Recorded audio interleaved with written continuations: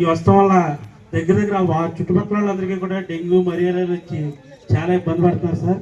తమ దృష్టి తీసుకెళ్ళి శ్రీనివాస్ గారికి మరియు ఇతర పెద్దలకు ఈ సమావేశానికి వచ్చేసినటువంటి పెద్దలందరికీ కూడా హృదయపూర్వక నమస్కారములు. మేము గత కొంతకాలంగా ఈ ప్రభుత్వ స్థలాలు ఈ సుబ్రహ్మణ్యేశ్వర స్వామి గుడి పక్కన ఉన్నటువంటి ఖాళీ స్థలంలో స్థలాలు ఇస్తామని చెప్పని మెడలో పలకలు వేసి ఫోటోలు తీసేసి ఆ తర్వాత ఏ కార్యక్రమం రూపుదాల్చలేదు. ఆ ఎన్నిసార్లు విన్నవించినప్పటికీ కూడా జరగలేదు. కాబట్టి ఆ స్థలాలు ఇచ్చినా ఇవ్వకపోయినా క్యాన్సిల్ పెట్టినా తిరిగి మాకు కొత్తగా బ్రాహ్మణులందరికీ కూడా ఆ స్థలాలు ఇవ్వాల్సిందిగా ప్రస్తావిస్తూ ఆ రోడ్లో ఉన్నటువంటి కుటుంబాలు చక్కగా వారి యొక్క ట్రాఫిక్ విషయంలో కానీ ఇతరమైనటువంటి విషయాల్లో కానీ బాగా ఉండాలి. అలాగే విచ్చేసినటువంటి పెద్దలందరికీ కూడా హృదయపూర్వకమైనటువంటి నమస్కారాలు తెలియజేసుకుంటున్నాను. మా రోడ్ నెంబర్ 2లో మాకు విస్తరణలో సగం భోజనం పెట్టినట్టు రోడ్డు మాత్రం వేశారు, డ్రైనేజీ కట్టలేదు. దయతో ఆ డ్రైనేజీని కూడా ఎంతో కొంత కంట్రిబ్యూట్ చేస్తామని దాన్ని పరిగణలోకి తీసుకుని కొద్ది వర్కులు ముందుకు తీసుకెళ్లవలసిందిగా కోరుతున్నాను. స్పందన వచ్చింది.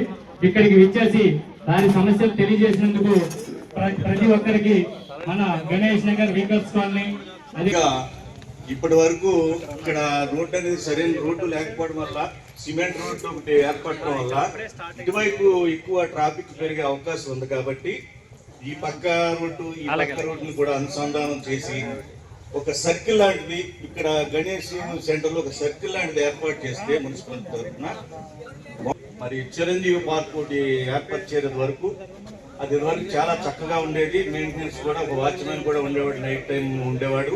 మరమ్మతులు చేస్తున్నారు. కానీ దాంట్లో ఎక్విప్మెంట్ కావాలంటే పిల్లలకు మెయిన్ సరదా లేదు, పిల్లలకు ఆడుకోవడానికి.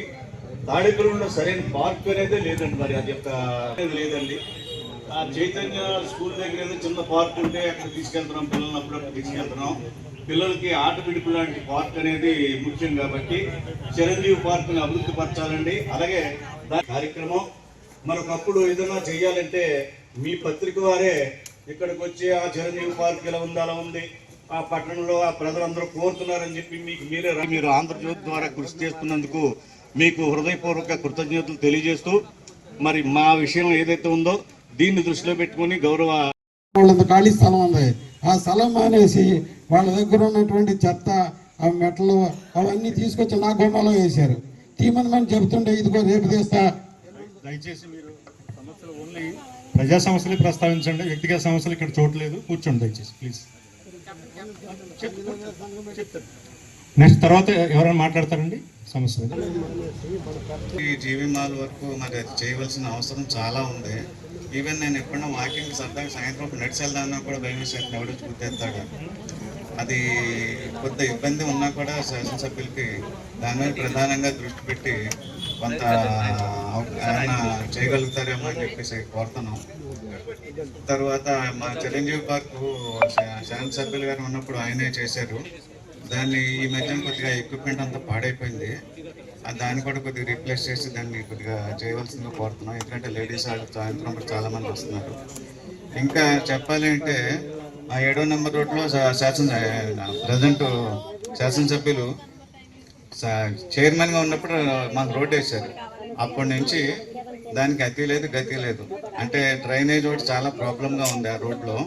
మరి మళ్ళీ ఆయనే ఎమ్మెల్యేగా వచ్చారు కాబట్టి దాన్ని కూడా పరిశీలించాలని కోరుతున్నాం. మా ఎఫ్సీకి వాళ్ళని మరి చూసి కొద్దిగా వెసులుబాటు చేసి చేయవలసిందిగా కోరుతున్నాం. ఈ వస్తం వల్ల దగ్గర చుట్టుపక్కల వాళ్ళందరికీ కూడా డెంగ్యూ మలేరియాలు వచ్చి చాలా ఇబ్బంది పడుతున్నారు సార్.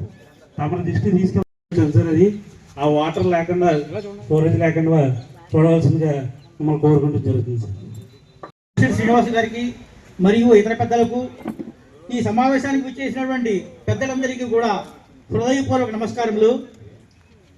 మేము గత కొంతకాలంగా ఈ ప్రభుత్వ స్థలాలు ఈ సుబ్రహ్మణ్యేశ్వర స్వామి గుడి పక్కన ఉన్నటువంటి ఖాళీ స్థలంలో స్థలాలు ఇస్తామని చెప్పని మెడలో పలకలు వేసి ఫోటోలు తీసేసి ఆ తర్వాత ఏ కార్యక్రమం రూపుదాల్చలేదు. ఆ ఎన్నిసార్లు విన్నవించినప్పటికీ కూడా జరగలేదు.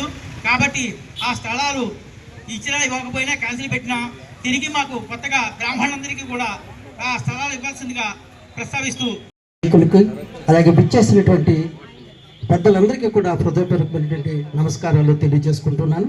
మా రోడ్ నెంబర్ 2లో మాకు విస్తరణలో సగం భోజనం పెట్టినట్టు రోడ్డు మాత్రం వేశారు, డ్రైనేజీ కట్టలేదు. దయతో ఆ డ్రైనేజీని కూడా ఆ రోడ్లో ఉన్నటువంటి కుటుంబాలు చక్కగా వారి యొక్క ట్రాఫిక్ విషయంలో కానీ ఇతరమైనటువంటి విషయాల్లో కానీ బాగా ఉండాలి. ఎంతో కొంత కంట్రిబ్యూట్ చేస్తామని దాన్ని పరిగణలోకి తీసుకుని కొద్దిగా వర్క్లు ముందుకు తీసుకెళ్లాల్సిందిగా